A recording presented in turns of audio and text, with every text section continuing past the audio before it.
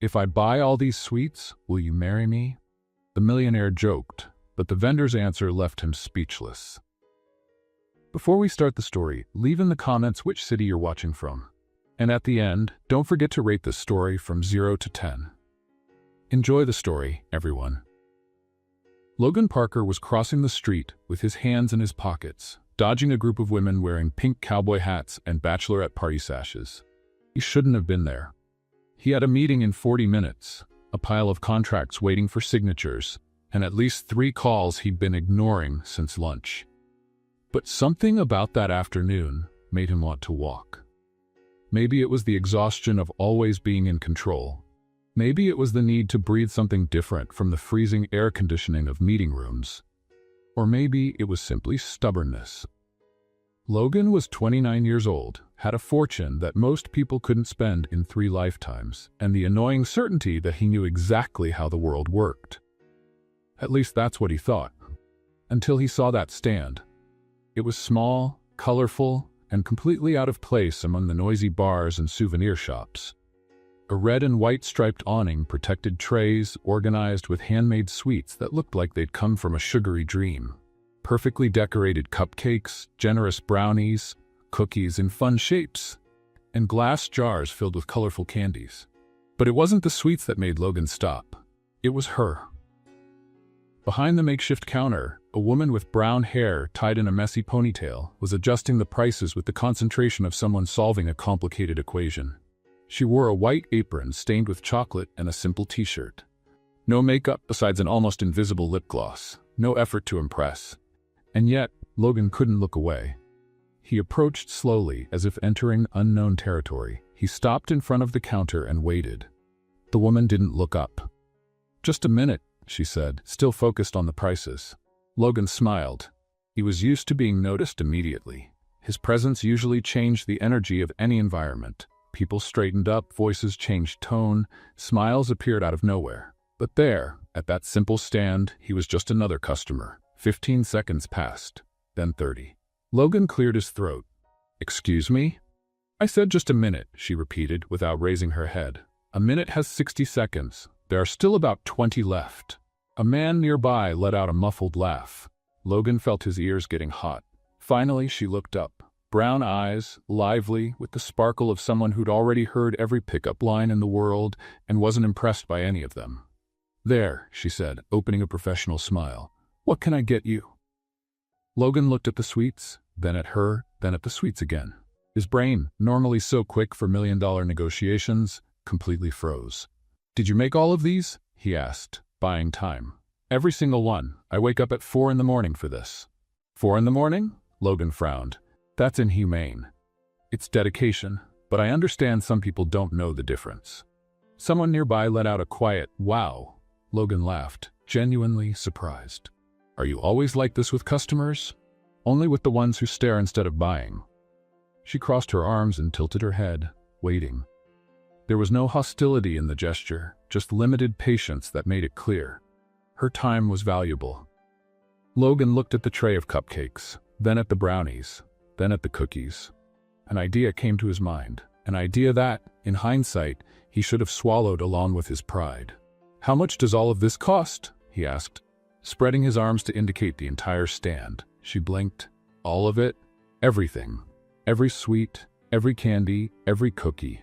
How much?" The woman looked at him as if trying to decide whether this was a prank or if he'd hit his head somewhere. "You want to buy my entire stock?" It's a simple question. It's a strange question. But it's a question. She sighed, doing a quick calculation in her head. It would be something around $800, maybe a little more. Logan took his wallet from his pocket with a casual gesture, as if $800 were coffee change. And for him, honestly, it was. Done. Her eyes widened for a second, but she quickly composed herself. "Are you serious?" "I'm always serious when it comes to sweets."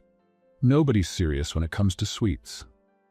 Logan took a step forward, leaning his elbows on the counter with a smile that had already opened many doors. "Let me rephrase then," he said, lowering his voice as if sharing a secret. "If I buy all these sweets, will you marry me?" Silence. For exactly 2 seconds, the world stopped. The tourists around slowed their pace. A passing couple turned their heads. Even the music from the nearest bar seemed to get quieter. And then Haley Brooks did something Logan Parker didn't expect. She laughed. It wasn't a charmed or flattered laugh. It was the laugh of someone who'd just heard the most absurd joke of the year and couldn't believe someone actually had the nerve to say it out loud. "Oh my God," she said, wiping the corner of her eyes. "Does this actually work on anyone?" Logan felt his smile freeze on his face. "What do you mean?" "That pickup line, that strategy, the credit card, the perfume commercial look, the marriage proposal as if it were an irresistible offer. Does this actually work?" Usually," he stammered, something he hadn't done since he was 15. Haley leaned forward, resting her elbows on the counter, mirroring his position with precise irony. "Let me explain something to you, Prince Charming with the fat wallet," she said, each word clear and measured. "Only if you learn that not everything can be solved by buying it."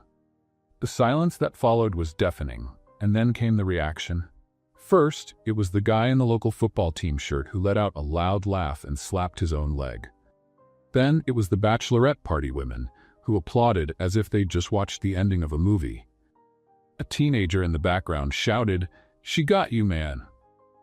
While filming with his phone, Logan Parker, the man who negotiated million-dollar contracts without breaking a sweat, who faced boards of directors with the calm of someone ordering coffee, felt his face burn as if he'd touched a frying pan. "I didn't mean," he tried.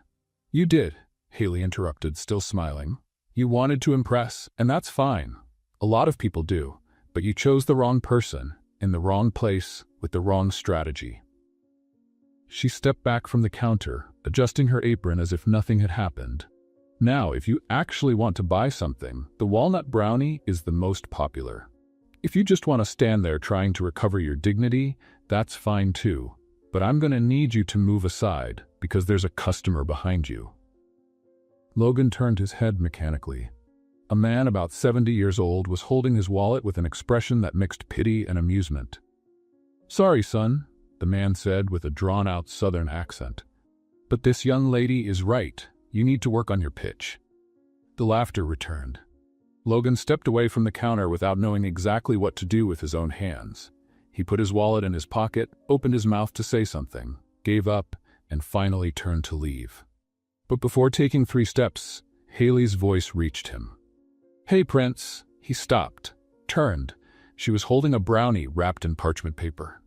"On the house," she said, tossing the treat toward him, "to make up for the public humiliation." Logan caught the brownie in the air by pure reflex. He looked at the sweet, then at her, and for a moment couldn't form a response. "Thanks, I think. Go in peace, and next time try a "Hi, my name is," before proposing marriage to someone. Logan nodded slowly, still processing what had just happened. He walked down Broadway with the brownie in his hand and a strange feeling in his chest. It wasn't anger. It wasn't shame, although a little of it was there too. It was something different. It was curiosity. Nobody talked to him that way. Nobody challenged him publicly, dismantled his charm, and still offered a consolation treat with a victorious smile. Haley Brooks had no idea who he was, how much money he had, or how many doors his last name could open, and clearly didn't care. Logan bit into the brownie as he walked. It was, annoyingly, the best brownie he'd ever tasted in his life. "Dedication," he murmured to himself, remembering her words. When he reached his car, parked 2 blocks away, Logan stood still for a moment before getting in. He looked at the Nashville sky, now darker, with the stars beginning to appear. He had meetings, contracts, responsibilities. He had an entire world waiting for his decisions. But for the first time in a long time, the only thought occupying his mind was a simple question. What was her name, anyway? He'd only heard his own heart beating while she spoke. Logan got in the car, started the engine, and stared at the steering wheel. "Tomorrow," he said to the silence. "I'll come back tomorrow." Not for the sweets, for her. Logan Parker spent the entire night rehearsing. Casual phrases in the bathroom mirror, carefree poses while brushing his teeth. He even searched how to seem natural on his phone at 3 in the morning, which was, without a doubt, the lowest point of his adult life. Now, standing half a block away from the candy stand, he was sweating as if he were about to present a billion-dollar project. Except billion-dollar projects were easy. that woman wasn't.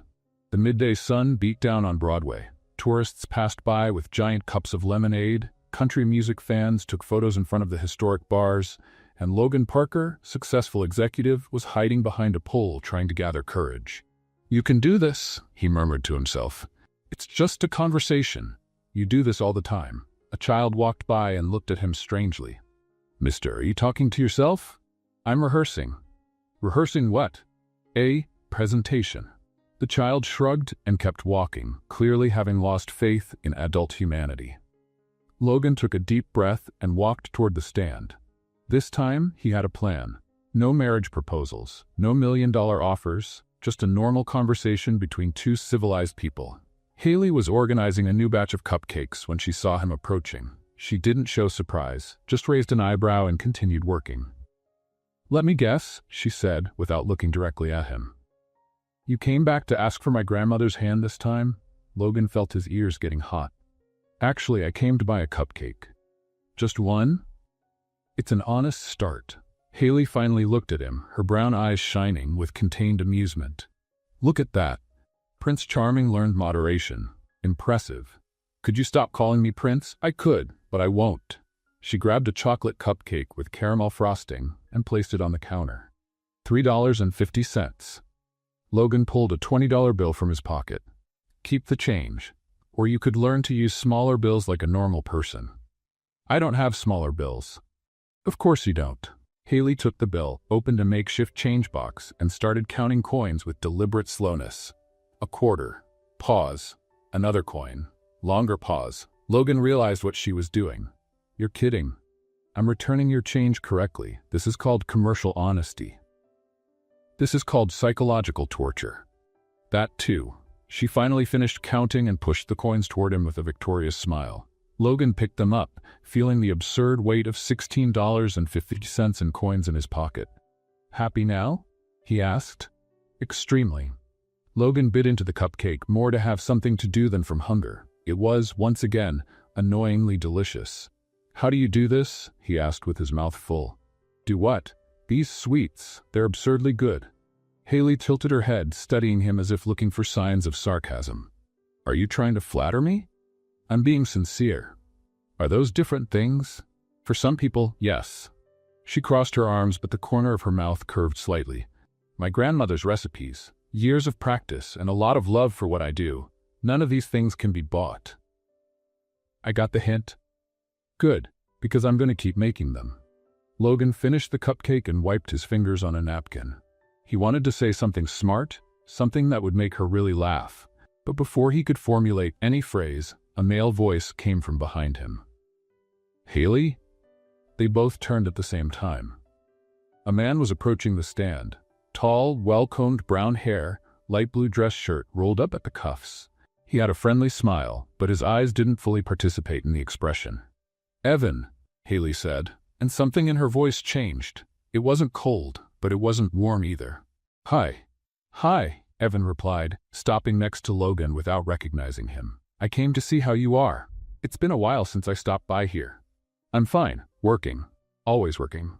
Evan laughed softly. "Some things don't change." Logan watched the exchange in silence, trying to decipher the dynamic. There was history there. The kind of history that left residue in the air, even when nobody talked about it. Evan finally noticed his presence and extended his hand with automatic politeness. "Evan Brooks, pleasure." "Logan," he shook his hand briefly. "Pleasure." "Are you a customer?" Evan asked, the tone too casual to be genuine. "Something like that." Haley intervened before the conversation became stranger. "Logan is a frequent customer." Logan turned his head toward her, surprised by the generous description. "Frequent?" he repeated without thinking. "Technically, this is only my second time here." Haley closed her eyes for a second, as if counting to 10. "Thank you for that extremely necessary information." "You're welcome." Evan watched the exchange carefully. The smile was still on his face, but something hardened in his gaze. "Well, I don't want to disrupt business," he said, taking a step back. "I just wanted to check if everything was okay. You know you can count on me for anything, right?" "I know," Haley replied, neutral. "Thank you." "Evan, see you around." He waved to Logan with a polite gesture. "Nice meeting you. Likewise." Evan walked away down Broadway, hands in his pockets, measured steps. Logan waited until he disappeared from sight before turning to Haley. So, no, I didn't even ask anything, but you were going to ask. How do you know? Because you have the face of someone who's about to ask something inconvenient. Logan raised his hands in surrender. All right, I won't ask. Great, but if you want to tell me, I don't. Fair enough. Haley went back to organizing the suites, but the movements were more abrupt now. Logan realized he'd touched on something sensitive. Sorry, he said genuinely. She stopped, looked at him. For what? I don't know. For anything I might have done wrong in the last 5 minutes. Haley let out a short laugh, the kind of laugh that escapes when someone is trying too hard to be serious. You're weird. I know. That wasn't a compliment. I know that too. She shook her head, but the heavy atmosphere lifted a little. Evan is my ex-boyfriend, she said suddenly, as if pulling the information out all at once was less painful. We broke up 8 months ago. He still shows up from time to time. Logan nodded, without pressing. I see.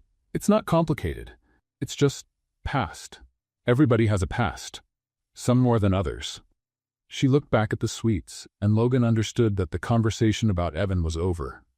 Same cupcake tomorrow? He asked, trying to lighten the mood. Haley looked up, surprised. You're coming back? I have $16.50 in coins to spend. I need to find a purpose for them. She laughed. This time, for real. You're persistent. So they say. They also say persistence can be annoying. They also say it can be charming. Who says that? Me, right now. I just made it up. Haley rolled her eyes, but the smile remained. Go away, Logan. Is that a yes for tomorrow? That's an I'll think about it. Logan smiled and stepped away from the counter, the coins jingling in his pocket like a ridiculous trophy. He didn't notice that, across the street, Evan Brooks was still there, watching. And on his phone, a search was already underway. Logan Parker, Nashville. 1 week, 7 days. Logan Parker showed up at Haley's stand every afternoon, without exception. On Monday, he bought 3 brownies and dropped them all on the ground while trying to juggle to impress her. On Tuesday, he brought flowers and discovered that Haley was allergic to lilies. On Wednesday, he tried to help carry a box and tripped over his own foot, scattering cupcakes across the sidewalk like confetti from a very sad party. Haley had never laughed so much in her life. You're a walking disaster, she said on Thursday, watching Logan try to clean powdered sugar off his own shirt. How do you manage to be successful at anything? I ask myself that every day. And what's the answer? Luck. Lots of luck. And a good accountant. Haley shook her head, but the smile she was trying to hide no longer obeyed. The days began to take on their own rhythm. Logan showed up around 2 in the afternoon, always with a different excuse. He needed a snack. He was passing by. He wanted to try a new flavor. The excuses were so bad that Haley stopped questioning them. You know you don't need to make up reasons, right? She said on Friday, while packing an order for a customer. What do you mean? To come here. You can simply admit that you enjoy my company. Logan opened his mouth to respond, but no words came out. For the first time, he didn't have a quick answer. Haley smiled, victorious. I finally left you speechless. That was a low blow. That was honesty. You should try it sometime. The weekend arrived, and Logan showed up Saturday morning, 3 hours before his usual time. Haley was setting up the stand alone, struggling with the awning that insisted on not cooperating. Need help? He asked, already rolling up his sleeves. You? Help me? Haley looked at him suspiciously. The last time you tried to help, I lost 12 cupcakes and almost my sanity. This time will be different. You said that before dropping the box. I was nervous. Nervous about what? Logan hesitated. The honest answer was, because you make me nervous. But he wasn't ready to admit that out loud. The sun was in my eye, he said, pointing vaguely at the sky. At 2 in the afternoon, with the sun behind you. It was a reflection. From what? From a window. There was no window. Then it was a rare atmospheric phenomenon. Haley dropped the awning and crossed her arms. You're the worst liar I've ever met. Thank you? That wasn't a compliment. I know, but I'll take it anyway. She rolled her eyes but let him help. To both their surprise, Logan managed to set up the awning without destroying anything. It was a little crooked, but functional. Look at that, he said, proud. I did it. It's leaning to the left. It's charmingly asymmetrical. It's crooked. It's a matter of perspective. Haley laughed and for the first time didn't try to hide it. Across the street, sitting on a bench with a coffee that had gone cold long ago, Evan Brooks was watching. He'd passed by there 4 times that week. Always from a distance, always in silence. The search he'd done on Logan Parker had revealed more than he expected. Heir to one of Nashville's largest technology companies, estimated wealth in the hundreds of millions. Participation in boards of directors, charity events, and exclusive parties. Evan squeezed the coffee cup hard. What did a man of that caliber want with Haley? She didn't belong to that world. She didn't deserve to be used as a pastime for a bored millionaire. At least that's what he told himself. At the Parker Technologies office, the atmosphere was different. Brad Sterling, chief operating officer and second in the company hierarchy, looked at the reports with a deep wrinkle on his forehead. Logan had missed 3 important meetings in the last week. He'd left early twice, and in the only meeting he attended, he spent half the time looking at his phone with a distracted smile. What's going on with him? Brad murmured to himself. He'd known Logan for 5 years. They'd worked together, competed together, and Brad had always been one step behind. Logan was younger, more charismatic, and annoyingly more competent. The company was his by birthright, but Brad believed he deserved more. And now, for the first time, Logan seemed vulnerable. Brad smiled. Back on Broadway, Saturday was going strong. Haley's stand was busy, and Logan had become a sort of unofficial assistant. He packed orders, gave wrong change, and confused flavors with impressive consistency. "Miss, he gave me a chocolate brownie when I asked for vanilla," a customer complained. "Sorry," Haley said, switching the order. "He's still in training." "Training?" Logan protested. "I have a business degree, and yet you don't know the difference between chocolate and vanilla. They're very similar. One is brown, the other is white. Emotional color blindness." The customer laughed and left satisfied. Haley turned to Logan with an expression of fake severity. "You're fired. You didn't even hire me." "Exactly. So technically you're fired from a job you never had. Is that legal?" "I'll consult my imaginary lawyer and let you know." Logan smiled. That kind of conversation had become natural between them, without effort, without pretension. Just 2 strangers who, little by little, were ceasing to be strangers. The sun began to set, painting the Nashville sky with shades of orange and pink. Haley closed the stand early, and Logan helped put everything away without causing any disasters. "Progress," she said, amazed. "I told you I'd get better." "You improved from catastrophe to just inconvenient. It's a promotion. It's a start." They stood in silence for a moment, looking at the busy street. Logan wanted to say something, but didn't know exactly what. Haley seemed to be thinking the same thing. "See you Monday?" he asked finally.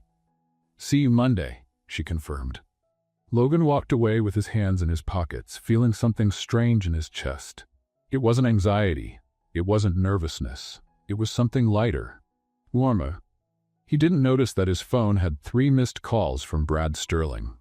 And 2 blocks away, Evan Brooks was typing a message that would change everything. "Brad Sterling? My name is Evan. I think we have interests in common." Brad Sterling read the message 3 times before responding. Interests in common was a phrase he knew well.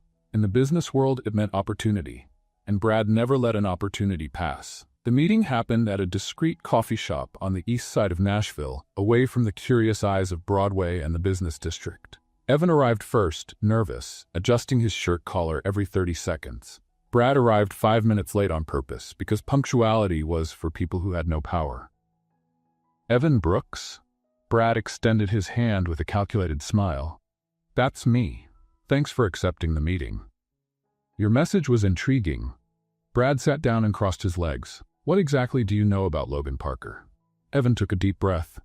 "I know he's distracted. I know he's missing meetings. And I know the reason." Brad tilted his head, interested. "Go on." "A woman, candy vendor on Broadway, my ex-girlfriend."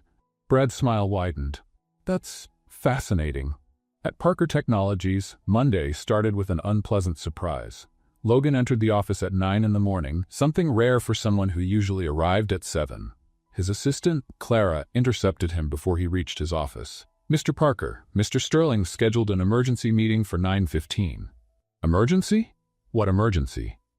He didn't specify, just said it was urgent. Logan frowned.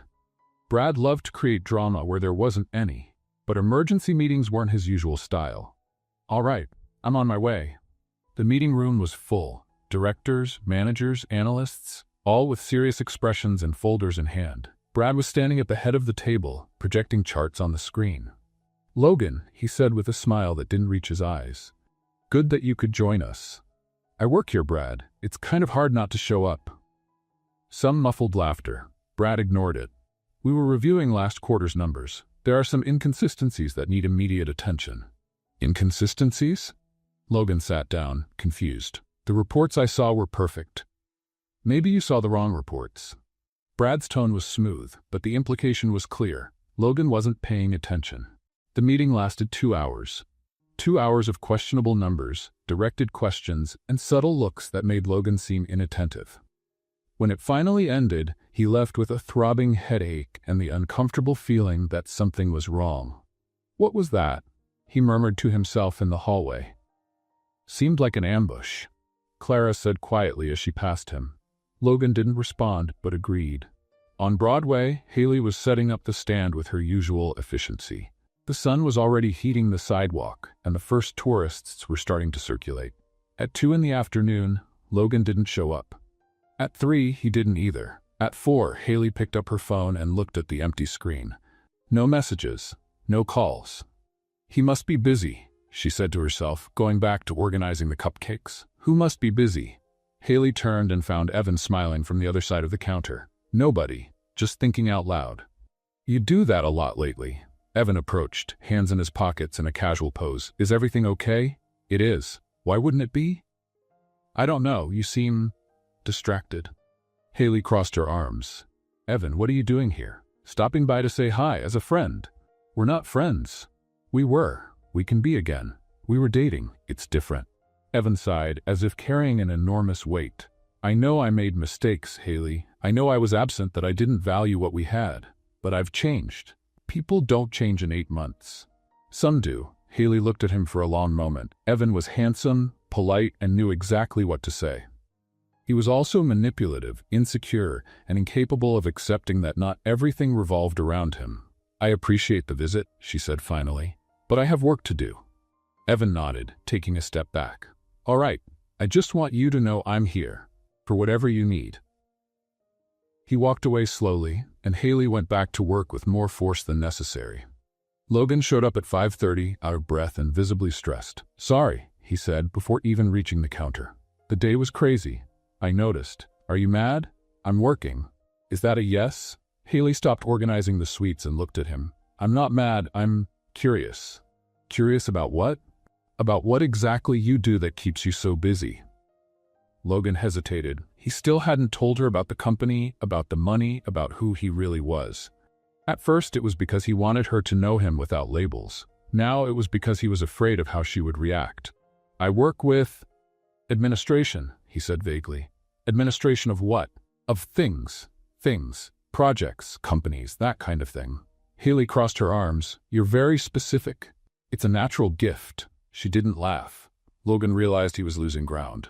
Look, he said, approaching the counter. I know I'm being vague, but it's not because I'm hiding something bad. It's just that it's complicated. Complicated how? Complicated in the sense that I'd rather you know me before knowing the rest. Haley studied his face for a moment. There was sincerity there, but there was also something he wasn't saying. All right, she said finally. I can wait. Really? Really? But not forever. Logan let out a sigh of relief. Fair. Very fair. The atmosphere lightened a bit, and they spent the next hour talking about light things. Favorite songs, terrible movies they secretly loved. Childhood stories that made each other laugh. When Haley started closing the stand, Logan helped without dropping anything. Progress, she observed. I practice at home. You practice closing stands? I practice not being a disaster. And how's it going? Clearly well, because you still haven't banned me. She laughed, and Logan felt his chest warm up. Tomorrow I'll arrive earlier, he promised. I'll hold you to it. I know. He walked away with a smile, but the phone in his pocket was already buzzing with another message from Brad. Meeting tomorrow at 7. No delays. Logan looked at the screen and sighed. At the same moment, Haley was putting away the last item from the stand when a question came to mind. Why would someone who worked with administration of things wear watches that were obviously very expensive? Logan's watch was very expensive. Haley was sure of it. She spent the entire night searching on her phone, comparing photos and prices, feeling a mixture of curiosity and discomfort. Administration of things. That's what he had said. But people who administered things didn't wear accessories that were worth a teacher's annual salary. The next morning, Haley decided she wouldn't confront him. Not yet, but she would observe. Logan showed up at 2 in the afternoon, punctual for the first time in days. He brought a tired smile and dark circles that coffee clearly hadn't fixed. "You look terrible," Haley said as a greeting. "Thanks. It's exactly what every man wants to hear." "Would you prefer I lie?" "I'd prefer you give me a brownie and pretend I look like a magazine model." "I can give you the brownie. The lie will cost extra." Logan laughed, but the sound came out weaker than normal. Haley noticed. "Rough night?" she asked, wrapping the brownie. "Rough week. I had a meeting at 7 in the morning that drained my will to live." 7 in the morning? That's inhumane. It's corporate strategy. The earlier, the less chance of resistance. It sounds like torture disguised as productivity. That's exactly what it is. Haley handed over the brownie and watched as he bit into it with an expression of genuine relief. "What exactly is happening at your work?" she asked, trying to sound casual. Logan choked slightly. "At my work?" "Yeah, you said you work with administration. But every time you mention it, it seems like you're carrying the weight of the world." "It's just normal pressure. Meetings, deadlines, difficult people." "Difficult people like who?" "Like coworkers." "Coworkers. Yeah. You're being very specific again." "It's my natural charm." Haley crossed her arms but let the subject die. For now. Logan stayed for another hour, helping to pack orders and getting in the way more than helping. When his phone rang for the third time in 10 minutes, he sighed. "I need to go handle something," he said, putting away the device, "but I'll be back before you close." "Promise?" "Promise." He walked away in a hurry and Haley went back to work. Half an hour later, Evan showed up. "Busy day?" he asked, approaching the counter with a friendly smile. "As always." "I've seen you've had frequent company." Haley stopped packing an order and looked at him. "Are you watching me?" "I'm passing by on the street. Nashville isn't that big." "It's big enough for you to choose other routes." Evan raised his hands in surrender. "I'm not here to create problems. I'm just worried." "Worried about what?" "About you." He moved closer, lowering his voice. "This guy, Logan. Do you know anything about him?" "I know enough." "Do you really? Do you know what he does, where he comes from, why he appeared out of nowhere in your life?" Haley felt a tightness in her stomach but kept her expression neutral. "That's none of your business, Evan." "I know it's not. But I've seen this kind of situation before. Men who show up, charm, and then disappear when reality gets inconvenient." "You're describing yourself?" The blow hit dead on. Evan stepped back, his smile wavering. "I deserve that," he admitted, "but it doesn't change the fact that you should be careful. Different worlds rarely mix without consequences." He walked away before Haley could respond, leaving the words hanging in the air like smoke. An hour passed. The sun began to set, and Haley was already closing when Logan reappeared, visibly more stressed than before. "I'm back," he announced, out of breath. "You took a while." The thing became things, plural. It always does. He approached the counter, and Haley noticed the tension in his shoulders. "Logan," she said, stopping what she was doing. "Can I ask you a question?" "Sure. Why do you come here?" He blinked, confused. "What do you mean?" "You show up every day. You buy sweets you clearly don't need. You spend hours talking to me when you could be anywhere else. Why?" Logan looked at her for a long moment. The question was simple, but the answer wasn't. "Because here I feel normal," he said finally. "Without expectations, without pressure, without people wanting something from me. Just you and me, and conversations that don't need to mean anything beyond what they are." Haley felt her heart tighten. "And what exactly are they?" "I don't know yet, but I want to find out." The moment was interrupted by Logan's phone ringing. He looked at the screen and sighed. "I need to answer." "Again." "Go ahead." He stepped away a few paces and Haley pretended to organize the sweets while hearing fragments of the conversation. Brad, I already told you that. No, that's not what we agreed. The board? What board meeting? Logan's voice rose in tone and Haley realized he was genuinely nervous. Look, I'll handle this. Just give me until tomorrow. Pause. Yes, I know the importance. You don't need to remind me who I am. Who I am. The phrase stuck in Haley's mind like a hook. Logan hung up and returned to the counter, his face tense. Sorry, work emergency. Seems serious. It's just office politics. Office politics that involve boards? Logan hesitated. It's a big company. Big how? Big enough to have boards. Haley nodded slowly, storing the information. Do you need to go? She asked. Probably. He looked at her with an almost pleading expression. But we'll see each other tomorrow? If you show up, I'll show up. I always show up. He said goodbye with a wave and left in a hurry. Haley stood watching until he disappeared around the corner. Big company. Boards. Office politics. Who I am. The pieces didn't fit together. Or maybe they fit perfectly and she simply didn't want to see it.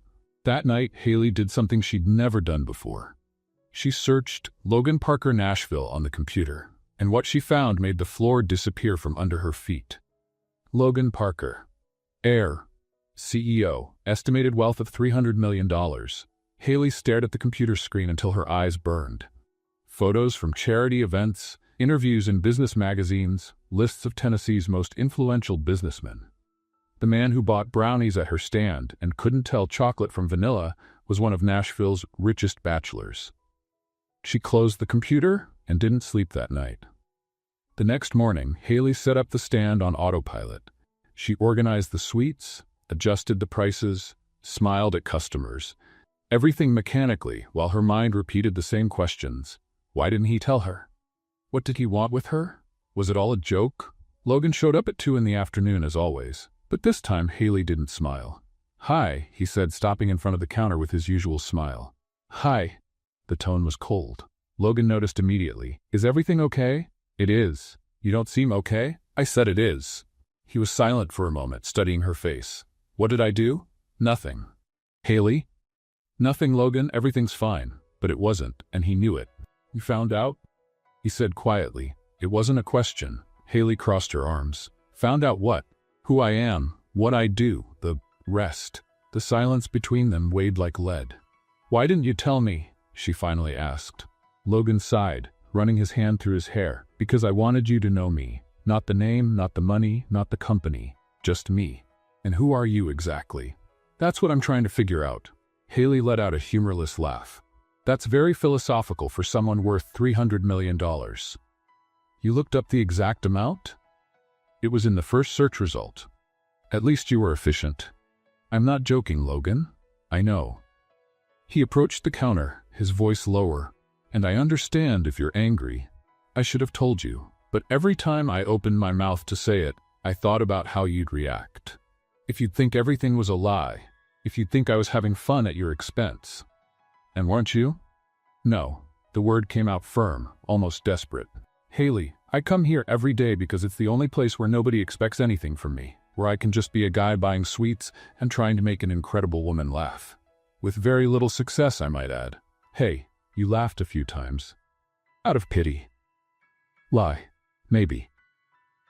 The corner of Haley's mouth curved slightly, almost against her will. Logan saw the opening and took it.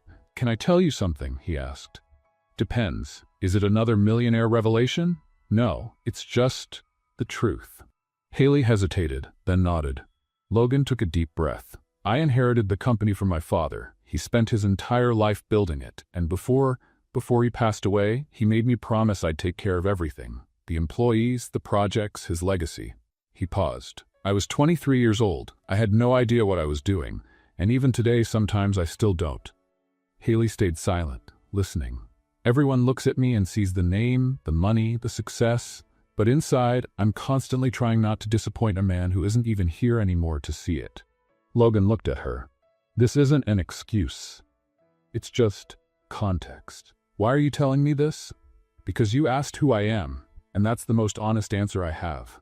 The moment hung suspended in the air. Haley felt something move inside her chest, a wall she'd built starting to crack. I carry things too, she said, surprising herself. My grandmother raised me by herself. When she got sick, I dropped out of college to take care of her. This stand was her dream. I promised I'd keep it alive. And you have. I'm trying. Every day.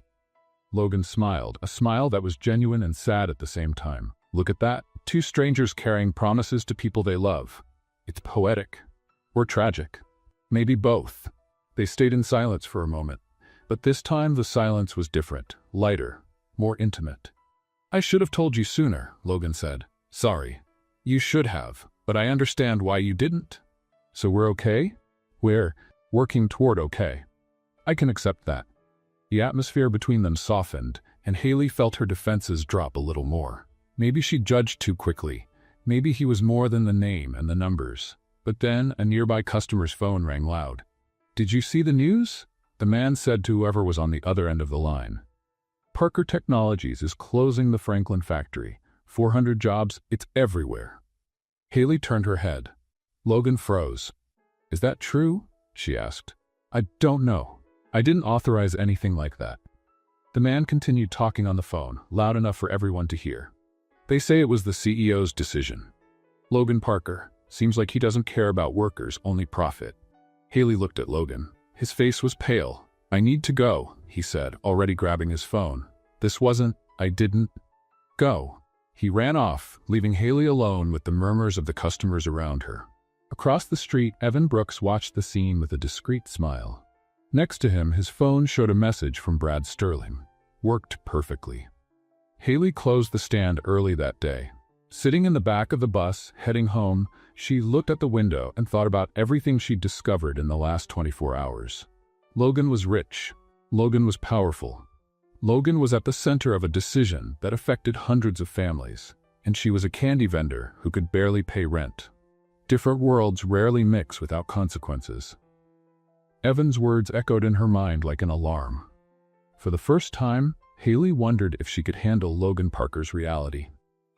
Logan spent the entire night at the office trying to put out a fire he hadn't even started. The news about closing the Franklin factory was on every website. Furious comments on social media, boycott threats, desperate employees giving interviews. And at the center of it all, his name, Logan Parker. The heartless CEO who destroyed jobs to increase profits. The problem was he'd never authorized it. Brad, Logan said, entering the chief operating officer's office at 6 in the morning. What did you do? Brad Sterling was sitting behind his desk, drinking coffee with the calm of someone who had nothing to hide. I did what needed to be done. You leaked a decision that wasn't even approved. It was a strategic projection. The market needed to know we're considering options. 400 families woke up thinking they're going to lose their jobs. It's the cost of doing business. Logan felt his jaw lock. I didn't authorize this. You also weren't available to discuss it. Brad tilted his head with an almost imperceptible smile. You've been too busy with other things. The implication was clear. Logan knew Brad was provoking him, but had no way to prove it. Fix this, Logan said, his voice low and firm. Today. Fix what? The truth? The lie you spread. Brad shrugged. I can issue a clarification statement, but the damage is already done. People believe what they want to believe. Logan left the office before doing something he'd regret. On Broadway, Haley was setting up the stand with automatic movements. She hadn't slept well. Her thoughts went in circles, always coming back to the same point. Logan Parker, CEO, heir, millionaire. She'd spent her entire life avoiding complications. Hard work, simple goals, feet on the ground. Her grandmother's stand was her world, and that world made sense. It had clear rules, visible results, problems that could be solved with effort and dedication. Logan was the opposite of all that. You look tired. Haley turned and found Evan standing on the other side of the counter, holding 2 cups of coffee. What are you doing here? I brought coffee. He extended one of the cups. I thought you might need it. Evan? No ulterior motives, just coffee. Haley hesitated, then accepted the cup. It was hot and smelled good. Thanks, she said, unable to hide the suspicion. I saw the news yesterday, Evan commented casually, leaning against the counter. About the factory. Everyone saw it. Must be hard to find out that kind of thing about someone you're getting to know. Haley looked at him. What do you mean? Nothing. Just that, sometimes people aren't who they seem to be, and it's okay to realize that before you get hurt. I'm not hurt. Not yet. The word hung suspended in the air. Haley took a sip of coffee to avoid having to respond. I'm not trying to create problems, Evan continued, his voice soft. I'm just worried. You've always been independent, strong, in control of your choices. His world is different. It has rules you don't know, games you don't know how to play. And you know them? I know enough to know that people like us don't belong to it. Haley felt a tightness in her chest. Evan's words echoed thoughts she herself had had the night before. I need to work, she said, stepping away from the counter. Of course. Evan took a step back. Just think about what I said, okay? You deserve someone from your world. Someone who understands your life. He said goodbye with a wave and disappeared into the crowd. Haley stood looking at the coffee cup for a long moment before throwing it in the trash. Logan showed up at 3 in the afternoon. He'd traded his suit for a simple t-shirt and jeans, as if trying to seem more normal. More accessible. Haley noticed the effort. She didn't know if it annoyed or touched her. Hi, he said, stopping in front of the counter. Hi. How are you? Busy. Can I help? You know that every time you try to help, something goes wrong. I've gotten better. Are you talking about the crooked awning? I'd call it artistically inclined. I'd call it defective. Logan smiled, but the smile didn't reach his eyes. Haley, about yesterday. You don't need to explain. Yes, I do. That news, I didn't authorize it. It was an internal maneuver. Someone is trying to hurt me. Someone who? I'm still finding out. Haley crossed her arms. And when you find out, what changes? What do you mean? Logan, you're the CEO of a giant company. Decisions that affect hundreds of people go through you. That's not going to change just because you find out who leaked a story. I know, but I can control how I respond. Can you? The question was genuine, not sarcastic. Logan noticed. I'm trying, he said. Every day, I'm trying to be someone different from what they expect me to be. And who do they expect you to be? The cold air, the ruthless executive, the guy who makes tough decisions without blinking. And you're not that. I don't know. Sometimes I think I am. Other times, I think I'm just pretending to survive. Haley felt her defenses waver. There was something honest in that confusion, something she recognized in herself. Logan, she said, her voice softer. I liked you, really, but I don't know if I can be part of that world. You don't need to be part of the world, you just need to be part of my life. What if one thing comes with the other? Then we'll figure out together how to deal with it. Figure out how? I don't know yet, but I'm willing to try. Logan's phone rang. He looked at the screen and sighed. It's the office. Again. Answer it. It can wait. Logan, answer it. I'm not going to run away. He answered, stepping away a few paces. Haley watched as he spoke, his body tense, his responses short and frustrated. That was his world. Constant calls, endless crises, pressures she couldn't even imagine. When Logan hung up, his face was more tired than before. I need to go back, he said. Emergency meeting with the board. Go. Will I see you tomorrow? Haley hesitated. Evan's words came back to mind. Different worlds, rules she didn't know, games she didn't know how to play. Logan, she said slowly, I think I need a few days. He blinked, confused. Days for what? To think about all of this. About us. Haley, it's not a no, it's just a pause for me to understand what I'm feeling. Logan was silent for a moment. His expression was that of someone trying not to fall apart. Okay, he said finally. I understand. You do? No, but I'll pretend I do because you need space and I need to respect that. Haley felt her heart tighten. Thank you. Don't thank me yet. He tried a smile. I might show up here tomorrow anyway, by accident, passing by. Logan, it was a joke, a bad joke, but still a joke. It was terrible.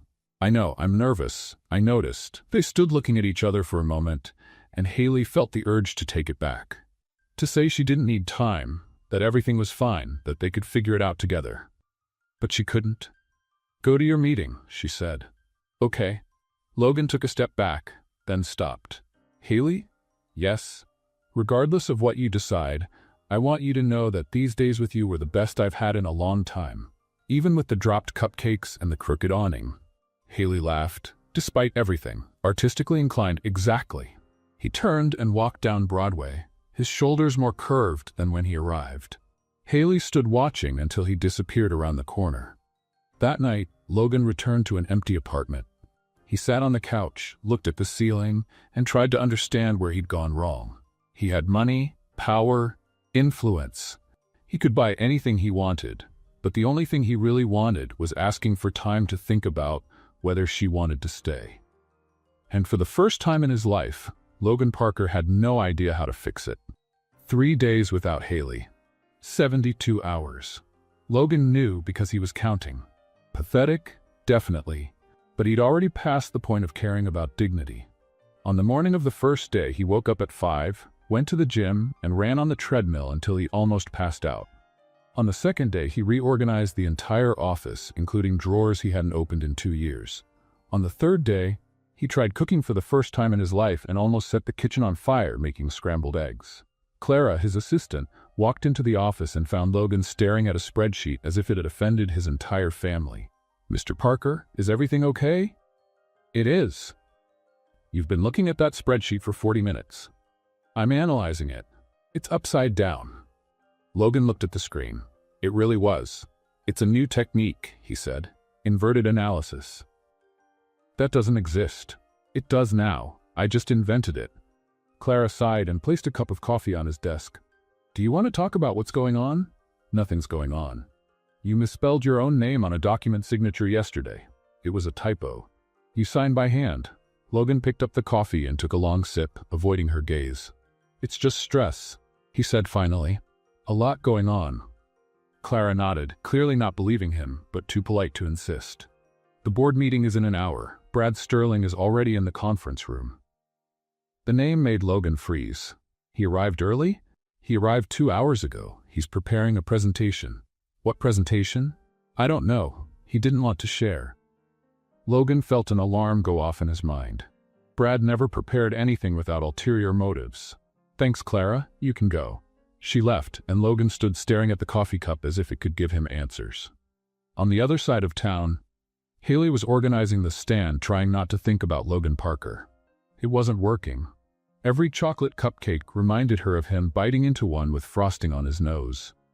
Every customer who paid with large bills made her think of the change coins he must still have in some pocket. Even the awning, perfectly aligned now, seemed wrong without the artistic tilt he'd created. "You're sighing again?" said Mariana, the neighbor who sold handmade jewelry at the stand next door. "I'm not. That was the 4th sigh in 10 minutes. I'm counting." "Why are you counting?" "Because it's more interesting than selling earrings." Haley rolled her eyes but couldn't argue. "Is it about the handsome guy who used to come here every day?" Mariana asked, moving closer. "How do you know he's handsome?" "Because you sighed every time he arrived too." "But those were happy sighs. These are sad sighs." "They're not sad sighs. They're sighs from someone pretending they don't miss someone." Haley opened her mouth to deny it, but the words didn't come out. "It's complicated," she said finally. "Love always is." "It's not love." "Are you sure?" The question went unanswered. At Parker Technologies, the board meeting started at 10 o'clock sharp. Logan entered the room and found Brad already standing, controlling the presentation as if he owned the place. "Logan," Brad said with a cordial smile. "Good that you could join us." "I work here, Brad. Hard not to show up. Lately, you never know." The board members exchanged glances. Logan ignored it and sat at the head of the table. "What's today's agenda?" he asked. "Operational restructuring," Brad replied, advancing the slide. "We have some interesting proposals to discuss." The presentation was a calculated disaster. Each slide showed Logan's decisions out of context, numbers manipulated to look worse than they were, and veiled suggestions of incompetence. Brad wasn't accusing directly, but the message was clear. Logan was distracted, absent, and the company was suffering because of it. "These projections are wrong," Logan interrupted on the 5th slide. "They were based on official reports. Reports that you prepared yourself. Reports that reflect reality. Reports that reflect your version of reality." The air in the room grew tense. The board members watched as if they were watching a tennis match. "Logan," said one of the older directors, trying to calm things down. "Maybe it would be better to review the data calmly before drawing conclusions." "I agree," Logan said, without taking his eyes off Brad. "Let's review." with the real numbers this time. Brad kept his smile, but something hardened in his gaze. As you prefer. The meeting ended without clear resolution. Logan left with the feeling of having survived an ambush, but knew it was just the beginning. Back in his office, he started reviewing old documents. Brad's reports, internal emails, decision records. Something didn't add up. The problems had started exactly when he met Haley. The pressures, the leaks, the staged meetings. Coincidence? Logan didn't believe in coincidences. He opened the communications history and started looking for patterns. Emails from Brad to departments that weren't part of his area. Meetings scheduled at strange times. External contacts that didn't appear in official records. And then he found it. An email from Brad to an unknown address, sent 2 weeks earlier. The subject was vague. Requested information. The content was encrypted, but the time of sending coincided exactly with the day the factory news leaked. "What are you up to?" Logan murmured to the screen. On Broadway, the day was ending. Haley closed the stand early, without energy to stay until the end. Mariana appeared beside her as she put away the last items. "Are you going to call him?" "No." "Why not?" "Because I asked for time. It would be contradictory. It would be human." Haley stopped putting things away and looked at her friend. "Mariana, you don't understand. His world is completely different from mine. Companies, boards, decisions that affect hundreds of people. I sell sweets on the street. How can this work? The same way anything else works, with effort, patience, and a lot of stubbornness. What if it's not enough? What if it is?" The question hung in the air as Haley finished closing up. That night, Logan stayed at the office late, connecting dots that seemed increasingly clear. Brad was sabotaging. That was obvious now. But there was something more. Someone was feeding Brad personal information. Details about his routine, about where he spent his afternoons, about who he was seeing. Someone who knew Haley. Logan picked up his phone and searched for the name he'd heard weeks ago, at the stand. Evan Brooks. A quick search revealed what he needed to know. Evan was a real estate agent, Haley's ex-boyfriend, and, according to social media, had connections with people in Nashville's business community. Connections that included participation in events where Brad Sterling also appeared. Logan leaned back in his chair, processing the information. It wasn't paranoia. It wasn't coincidence. It was coordinated sabotage, and now he knew exactly where it was coming from. Logan entered Brad's office without knocking. The door slammed against the wall with a bang that made the chief operating officer almost spill his coffee. "We need to talk," Logan said, closing the door behind him. Brad quickly composed himself, adjusting his tie with forced calm. Usually people schedule meetings for this. Usually people don't sabotage their own colleagues.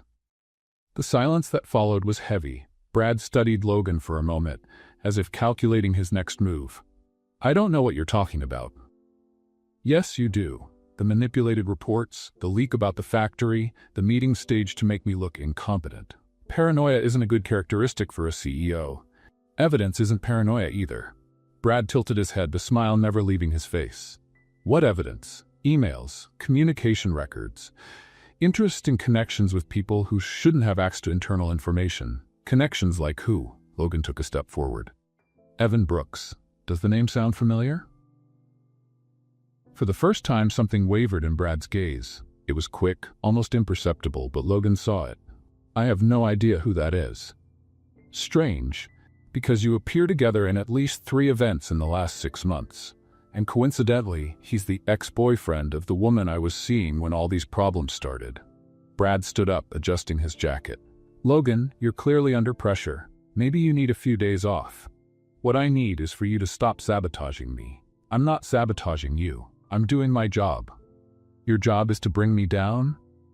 My job is to make sure the company works. If you can't do that, someone has to." The two stared at each other for a long moment. Logan knew he wouldn't get a confession there. Brad was too slippery, too calculating. "This isn't over," Logan said, turning to leave. "I agree," Brad replied behind him. "It's just beginning." On Broadway, Haley was having the worst sales day of the month. It wasn't the sweet's fault. It was hers, because she couldn't smile at customers, because she mixed up orders, and because she spent 20 minutes staring at nothing while a line formed. "Miss my brownie?" a customer asked for the 3rd time. "Sorry." Haley grabbed the wrong brownie, switched it, dropped the napkin, grabbed another. Here you go. The customer left muttering something about service. Mariana appeared beside her. You need to fix this. Fix what? This situation with the mysterious guy. You're a disaster. I'm not a disaster. You just charged $5 for a $3 item. Haley looked at the cash register. She really had made a mistake. The customer didn't complain, because you also gave too much change, so it evened out. It was chaotic. Haley sighed and sat on the stool behind the counter. I don't know what to do, Mari. I asked for time to think, but I can't think about anything but him. Then go talk to him. And say what? That you missed him, that you want to try, that he has beautiful eyes, anything. He has beautiful eyes? I don't know. I never paid attention, but you clearly did. Haley laughed despite everything. You're terrible. I'm honest, there's a difference. At that moment, a familiar figure appeared in the crowd. Haley felt her heart race before even recognizing the face. Logan stopped in front of the stand, hands in his pockets, the expression of someone who didn't know if he'd be welcome. Hi, he said. Hi, she replied. Mariana looked from one to the other and smiled. I'm going to go check on some things that don't exist. I'll be back in an hour. Or 2, maybe 3. She disappeared before Haley could protest. The silence between them stretched for a few seconds. Logan was the first to break it. I know you asked for time. I did, and I respected it. For 4 days. Technically, 3.5. This morning still counted as part of the 3rd day. That's your defense? It's the only one I have. Haley crossed her arms, but the corner of her mouth curved. Why are you here, Logan? Because I found out some things. Things you need to know. What kind of things? Logan looked around, checking if anyone was listening. Not here. Can we talk somewhere else? I'm working. After work? Haley hesitated. Part of her wanted to say no, keep her distance, protect her heart. But another part, the part that had missed him every second of the last few days, won. There's a coffee shop 2 blocks from here. Closes at 8. I'll be there at 7. 7:30. I need to close the stand. 7:30 then. He smiled, and Haley felt something loosen in her chest. Logan? Yes? You look terrible. Thanks.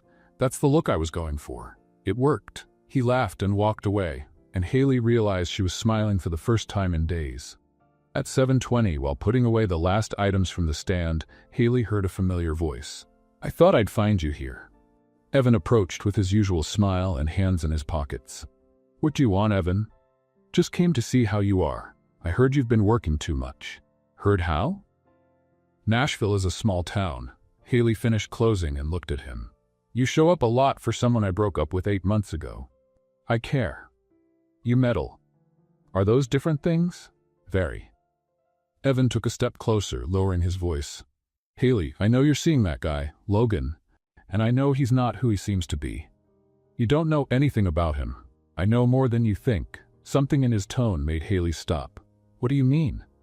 I mean that powerful people have secrets, and sometimes those secrets hurt the people around them. Evan, just say what you want to say. He opened his mouth to respond, but Haley's phone rang. A message from Mariana. Girl, you won't believe what I just found out. That ex of yours, Evan? I saw him talking to a guy in a suit last week. Thought it was strange and took a photo.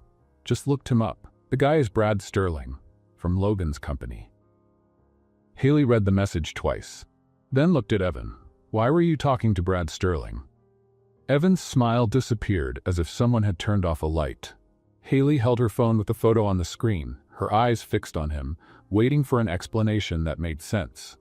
But deep down, she already knew that no explanation would be good enough. Haley, I can explain, Evan said, taking a step forward. So explain. It's not what it looks like. What it looks like is that you were talking to the chief operating officer of Logan's company, the same Logan you spent weeks warning me to avoid. What exactly isn't what it looks like? Evan ran his hand through his hair, visibly nervous. I know Brad Sterling from business events. Nashville is a small town. People cross paths. And coincidentally, you crossed paths exactly when Logan started having problems at work? That has nothing to do with me. Evan? Okay. He sighed, letting his shoulders drop. Okay, I talked to Brad about Logan, but it was to protect you. Protect me from what? From him. From a guy who appeared out of nowhere, full of money, trying to impress you. Don't you think that's strange? What I think is strange is my ex-boyfriend investigating my personal life and passing information to strangers. Brad isn't a stranger. He knows Logan better than anyone.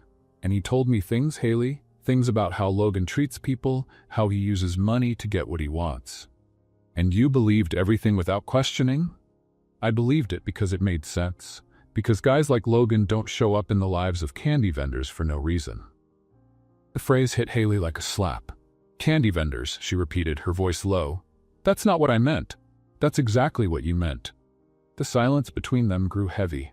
Evan tried to approach, but Haley took a step back. I did this for you, he insisted. Because I still care. Because I didn't want to see you get hurt. You didn't do this for me, Evan. You did it for you. Because you can't accept that I moved on. That's not true. Yes, it is, and deep down you know it. Haley put her phone in her pocket and grabbed her purse. Where are you going? Evan asked. To the coffee shop. I have a date. With him. With him? Haley, please. Evan, it's over. Whatever you think you were doing, it's over. Don't look for me anymore. She turned and walked down Broadway without looking back. Her heart was beating hard, a mixture of anger and relief. Anger at being manipulated. Relief at finally understanding what was happening. Now she just needed to tell Logan. At Parker Technologies, Logan was facing his own battle. The boardroom was full. All directors present, Brad at the opposite end, a pile of documents in the center of the table. The atmosphere was that of a courtroom. Logan, said Harold Mitchell, the oldest director on the board, we were called to discuss a proposal for leadership restructuring. Leadership restructuring, Logan repeated. That's a euphemism for what exactly? For a vote on your continuation as CEO. The air left Logan's lungs. He looked at Brad, who maintained a neutral, almost bored expression. Based on what? Recent performance, Brad replied, finally entering the conversation. Questionable decisions, frequent absences, lack of strategic focus. Questionable decisions like the leak about the Franklin factory? That you orchestrated yourself? I didn't orchestrate anything. I just brought relevant information to the board's attention. Manipulated information. Documented information. The directors exchanged uncomfortable glances. Logan realized he was losing ground. Gentlemen, he said, standing up. I understand there have been problems in recent weeks, and I take responsibility for having been distracted, but this restructuring proposal isn't about performance. It's about internal politics, about someone who wants my position and is willing to manipulate facts to get it. That's a serious accusation, Harold said. It's a true accusation. Brad smiled. Logan, you're clearly under pressure. Maybe you need time to recover. Nobody here wants to hurt you. You do, and you've been doing it for weeks. The silence in the room was suffocating. Logan knew he didn't have enough evidence to convince the board there, at that moment. He needed time. I propose a postponement, he said. 1 week to gather complete documentation and present my defense properly. The directors consulted in low voices. Brad maintained his confident smile. I accept the postponement, Harold said finally. But at the next meeting we expect concrete answers from both sides. Logan nodded and left the room before Brad could say anything else. In the hallway, Clara was waiting for him with a worried expression. How did it go? I survived, for now. What are you going to do? Find evidence and hope that 1 week is enough. Clara hesitated. Mr. Parker, can I say something? Sure. That girl from the candy stand, Haley, maybe she can help. Hi? I don't know, but you seem more yourself when you talk about her. And sometimes having someone on your side makes all the difference. Logan looked at his assistant for a moment. Thanks, Clara. You're welcome. Now go. You have a date you can't miss. The coffee shop was almost empty when Logan arrived. Haley was already sitting at a table in the corner, her hands wrapped around a cup of tea that she clearly hadn't touched. Hi, he said, sitting across from her. Hi. You seem agitated. You look destroyed. Thanks, that's the look I was going for. You already used that joke. I know, I'm out of new material. Haley almost smiled. Logan, I found something out. Me too. You first. No, you. They stared at each other for a moment and then spoke at the same time. Evan is working with Brad. The silence that followed was pure shock. Wait, Haley said. You knew? Found out yesterday. And you? Half an hour ago, Mariana sent a photo. Mariana? My stand neighbor. She saw them talking. Logan let out an incredulous laugh. So we're both being sabotaged by the same team. Apparently so. That's absurd. I was going to say almost impressive. The coordination is remarkable. Haley finally laughed, and Logan felt a weight lift from his shoulders. What do we do now? She asked. I have 1 week to prove Brad is sabotaging me. If I can't, I lose the company. And Evan? He's the piece that connects everything. If we can prove he passed information to Brad, the case gets stronger. Haley nodded, processing. I confronted Evan today. He admitted he talked to Brad, but said it was to protect me. Classic. It was pathetic. That too. They were silent for a moment, their hands almost touching on the table. Haley, Logan said, his voice softer. I know you asked for time, and I know all of this is much more complicated than it should be. But I want you to know that, regardless of what happens with the company, with Brad, with anything, I want you on my side. Even if everything goes wrong, especially if everything goes wrong. Haley looked at him for a long moment. Okay. Okay, what? Okay, I'm on your side. Logan smiled genuinely for the first time in days. Thank you. Don't thank me yet. We still need to expose 2 guys and save your company. Details. Huge details. But details. Logan's phone buzzed, a message from Clara. Just found out Brad scheduled a press conference for tomorrow. Don't know the subject, but it doesn't look good. Logan showed the message to Haley. Looks like we don't have a week, she said. Looks like we have until tomorrow. The press conference was scheduled for 10 in the morning. Logan had exactly 12 hours to dismantle a scheme that had been building for weeks. He and Haley spent the night at the office, surrounded by papers, laptops, and a worrying amount of coffee. Clara had stayed until midnight, helping to organize documents before being sent home. Mariana showed up at 2 in the morning with a bag of brownies and the phrase, "If you're going to save a company, at least eat something decent." I found something else, Haley said, her eyes red from exhaustion. Emails between Brad and an external address. Looks like Evan using a pseudonym. Pseudonym? E. Brooks Consulting. Very creative. He actually put his own last name in the fake name? Apparently intelligence wasn't his strong suit. Logan grabbed the laptop and read the emails. Details about his routine, times he spent on Broadway, information about meetings he'd missed. Everything documented, everything sent to Brad. This is gold, he said. With this, I can prove the connection. But can you prove it in time? I'll have to. The sun rose over Nashville, painting the sky orange and pink.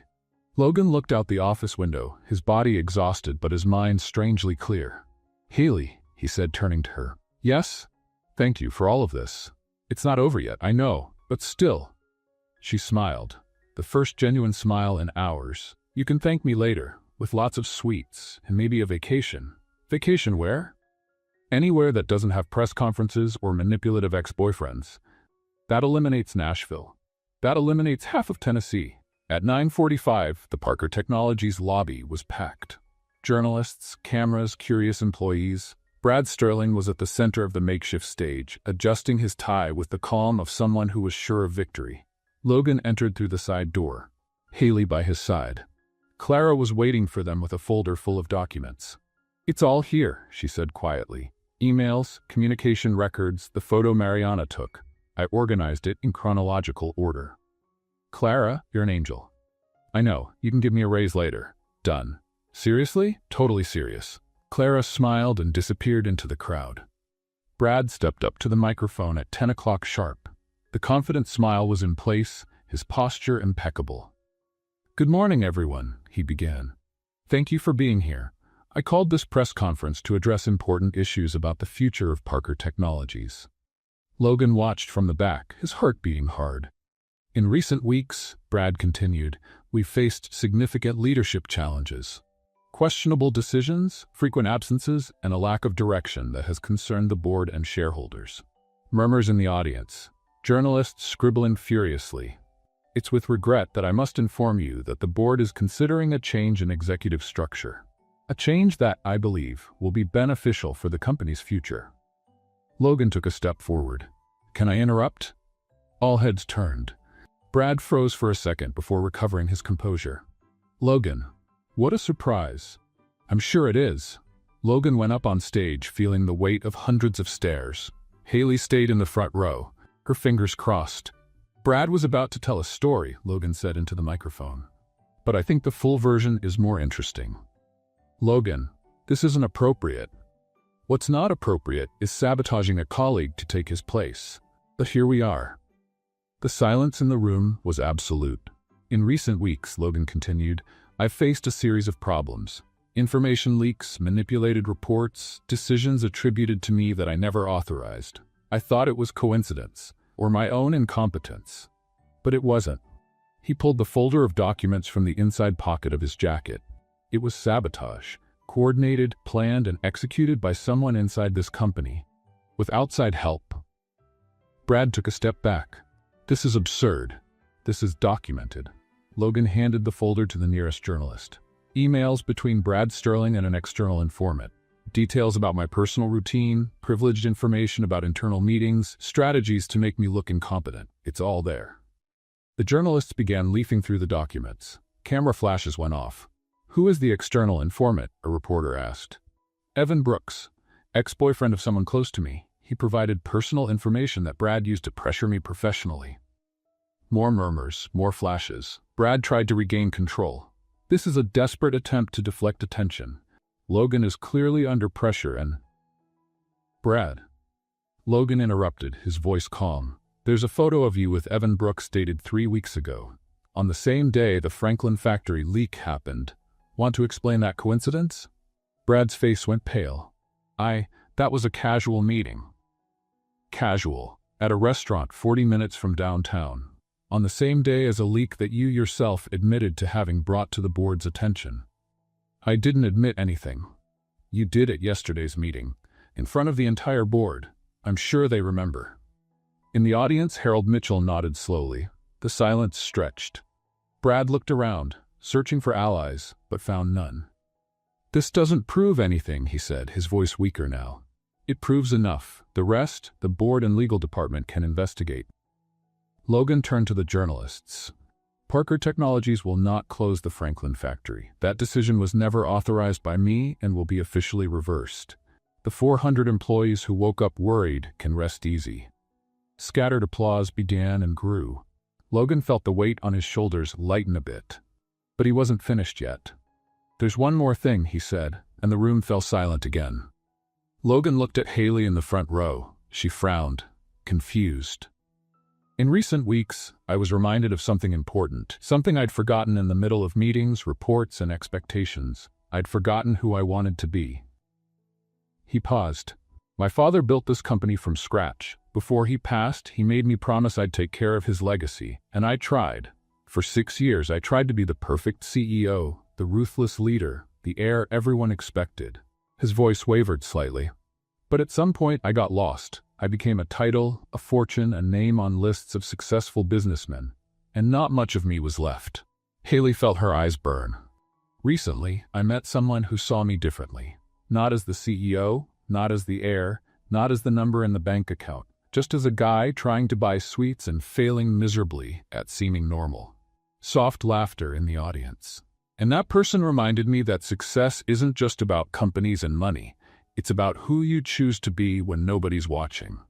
It's about the people you keep close. It's about waking up every day and feeling that your life makes sense. Logan looked directly at Haley. I don't know what's going to happen with this company. The board might decide I'm no longer fit to lead. Brad might find another way to bring me down. The press might destroy my reputation tomorrow. He took a deep breath. But I know who I want to be, and I know who I want to be with, regardless of the rest. The silence that followed was different. It wasn't tense, it was expectant. Haley stood up from her chair. She walked to the stage, climbed the steps. You just made a declaration in front of 50 journalists? She asked quietly. Apparently so. That was very dramatic. I know, I got carried away. It was also very beautiful. Really? Don't tell anyone I said that. She stood on her tiptoes and kissed Logan. The flashes went off like fireworks. Applause echoed through the lobby. When they separated, Logan was smiling. Does this mean you forgive me for the secrets? This means I'm willing to keep discovering who you are. Slowly. I can accept that. You better. because you still owe me a lot of explanations, and a lot of sweets. And a lot of sweets. On the other side of the lobby, Brad Sterling was gathering his things in silence. 2 security guards approached, accompanied by a legal department representative. The conversation was brief. Brad left escorted, his confident smile finally erased. That night, Logan received a message from Evan. I just wanted to protect her. I hope one day you understand. He showed it to Haley. What do you want to do? She asked. Nothing. He's not worth the effort. I agree. Logan deleted the message and put away his phone. So, Haley said, settling next to him on the office couch. What happens now? Now I have a meeting with the board tomorrow to formalize everything. Then, probably weeks of investigations, adjustments, reorganization. Sounds exhausting. It will be. And after that, Logan thought for a moment. After that, I want to take a vacation. Where to? Anywhere you want, Haley smiled. Anywhere at all? Anywhere. What if I just want to stay in Nashville? Selling sweets on Broadway? Logan looked at her, surprised. That would be perfect, he said, as long as I can keep being your most inconvenient customer. The most inconvenient and the most persistent. It's a title I wear with pride. They stayed silent for a moment, looking out the window at the lights of Nashville. Logan? Yes? Are you really going to stay by my side, even being me? An ordinary candy vendor? Logan turned to her, his eyes serious. Haley, you're the least ordinary person I've ever met, and I'll stay by your side for as long as you'll let me. She smiled. Good. 'Cause I plan on letting you for a long time.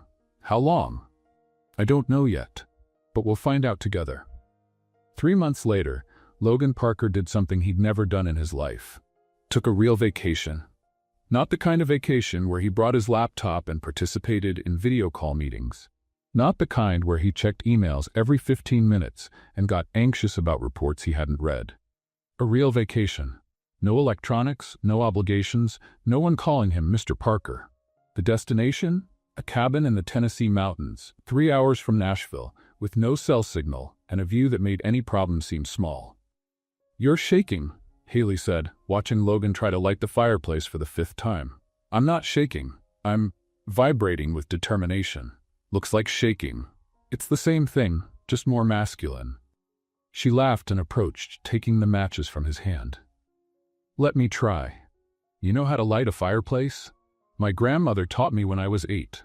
And you didn't think to mention this before? I was enjoying watching you suffer. That's entertainment. Haley lit the fireplace in less than 30 seconds. Logan stood watching as if she'd just performed a miracle. How did you do that? Technique and patience. I have patience. You tried to light the match upside down 3 times. Those were experimental attempts. Those were disasters. Logan sat on the couch, defeated but smiling. The fireplace crackled softly, filling the cabin with warmth and golden light. Thanks for coming with me, he said. Thanks for inviting me. You hesitated when I asked, because you asked in the middle of a board meeting, by text message. It was urgent, it was inconvenient, but you said yes, because you made a sad puppy face emoji. It worked. Unfortunately. They stayed silent for a moment, watching the fire. Outside, snow began to fall softly. Logan, yes? I like this. Like what? You. Like this, without a suit, without meetings, without corporate crises. I like it too. It's strange. Strange why? Because I spent 6 years thinking my identity was the company. And now I'm here, in the middle of nowhere, doing absolutely nothing, and I feel more like myself than in any boardroom. Haley snuggled next to him. Maybe you're more than a title. Maybe. I'm still figuring it out. We'll figure it out together. Promise? Promise. The days at the cabin passed slowly, the way good days usually do. They cooked together, with varying results that included a memorable incident with pancakes on the ceiling. They walked on trails covered with snow, built a snowman that Logan insisted on calling Brad just so he could knock it down later, and spent nights talking about everything and nothing until sleep came. On the last night, sitting on the porch with blankets and hot chocolate, Logan asked a question he'd been saving for weeks. Haley, what do you want? For the future, she thought for a moment. I want to keep the stand. I want to honor my grandmother. I want to build something that's mine, my way. And beyond that, I want someone by my side, someone who sees me really. Not what I do or what I have, but who I am. I see you. I know, that's why I'm here. Logan took her hand. I want the same things. To build something that makes sense. To have someone by my side. To wake up every day feeling that my life is worthwhile. What about the company? The company is part of me, but it's not all I am. It took me too long to understand that. Better late than never.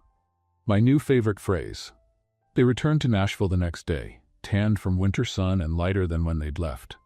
1 year passed. A lot changed. Brad Sterling was formally fired after an internal investigation that revealed not only the sabotage against Logan, but also financial irregularities he'd been hiding for years. The lawsuit was still ongoing, but his career in Nashville was officially over. Evan disappeared from the radar. Rumors said he'd moved to Atlanta, trying to start over away from the scandals. Haley never heard from him again, and honestly, didn't miss him. Parker Technologies prospered. Logan implemented changes his father would probably approve of. More transparency, more investment in employees, less focus on profits at any cost. The Franklin factory not only continued operating, but expanded, creating 200 more jobs. And the candy stand? It grew. Not in an absurd or unrecognizable way. Haley didn't want a franchise or an empire, but she opened a small physical store in a charming alley near Broadway, with sidewalk tables and the same striped awning her grandmother had used decades ago. Logan helped, not with money, Haley insisted on that, but with time, presence, and an impressive amount of manual labor that resulted in more disasters than achievements. You painted the wall pink, Haley said on opening day, looking at the result. It was supposed to be peach. That's bubblegum pink. It's intense peach. It's pink. We can agree to disagree. We can agree that you'll never paint anything again. Fair enough. The store was a success. Customers came from all over Nashville to try the brownies that, according to a local food blog, were good enough to cure any broken heart. Logan made a point of framing that review and hanging it on the wall. You know they were being dramatic, Haley said. I know, but drama sells. You're impossible. It's my charm. On a spring Saturday, exactly 1 year after the press conference that changed everything, Logan showed up at the store with a strange expression on his face. What's wrong? Haley asked, worried. Did something happen? No. Yes, sort of. That's not an answer. I know. I'm nervous. Nervous about what? Logan looked around. The store was full of customers, the buzz of conversations mixed with soft music. Mariana was in the corner, pretending not to pay attention while clearly paying all the attention in the world. Do you remember the day we met? Logan asked. I remember. You tried to buy me with an absurd marriage proposal. Technically, I tried to buy the sweets. And proposed to me as a bonus. It was a joke. It was embarrassing. It was both. Haley crossed her arms, curious. Why are you remembering this now? Logan took a deep breath. Because that day, you told me something I never forgot. You said that not everything can be solved by buying it. And I was right. You were. Completely right. I spent my whole life thinking money was the answer to everything. That if I had enough, nothing could touch me, nothing could hurt me, nothing could get out of control. And then I met you. And I realized that the most important things don't have a price. They can't be bought, negotiated, or acquired. They can only be built. With time, patience, and a lot of stubbornness. Haley felt her heart race. Logan, what are you doing? He got down on one knee. The buzz in the store stopped instantly. All eyes turned to them. Mariana let out a little scream that she would later swear was an involuntary sob. Haley Brooks, Logan said, taking a small box from his pocket. I'm not offering you money or status or an easy life. I'm offering you me. With all the flaws, all the failed attempts to light fireplaces, all the walls painted pink when they should have been peach. It was pink. I still think it was peach. Continue. I'm offering you a partner. Someone who will be by your side on good days and terrible days. Someone who will support you without trying to control you. Someone who learned in the worst way possible that love isn't about possession, it's about choice. He opened the box, revealing a simple, delicate, perfect ring. So, Haley Brooks, candy vendor, owner of the best brownie in Nashville and the only person who's ever left me completely speechless. You're having plenty of words now. I'm nervous. Let me finish. Sorry. Continue. Will you marry me? Not for money, not for status, Not for any reason other than the fact that I love you and can't imagine my life without you." The silence in the store was absolute. Haley looked at the ring, then at Logan, then at the ring again. "You're proposing to me in my own store." "I am, in front of all my customers." "I am. This is very dramatic." "I know. Drama sells." Haley laughed, tears already streaming down her face. "You're impossible. You already said that." "Worth repeating." "So, is that a yes?" Haley leaned down, took his face in her hands, and kissed him. The customers applauded. Mariana cried openly. Someone in the back shouted, "Finally!" When they separated, Logan was still kneeling, waiting. "Was that a yes?" he asked. "Because technically you didn't say the word." "Yes, Logan, it's a yes." "Thank God." My knees were starting to hurt. He stood up and put the ring on her finger. It was perfect, simple, elegant, completely Haley. "I love you," he said. "I love you too. Even when I paint walls the wrong color, especially when you paint walls the wrong color." On the other side of the store, Mariana raised a glass of lemonade, a toast to the couple, and to the fact that I'll be able to say forever that I saw this happen. Everyone laughed. Logan and Haley looked at each other, smiling. "So," she said, "if I buy all these sweets, will you marry me?" Logan burst out laughing. "That joke is mine. Now it's ours, like everything, like everything." And there, in the middle of a candy store in Nashville, surrounded by applause, brownies, and the certainty that some jokes only make sense when they become true, Logan Parker and Haley Brooks began the rest of their lives together. What did you think of Haley and Logan's story? Do you believe love can arise from a joke? Leave your opinion in the comments. On a scale of 0 to 10, what grade would you give this story? Don't forget to subscribe to the channel and turn on notifications to receive more exciting stories like this one. See you next time.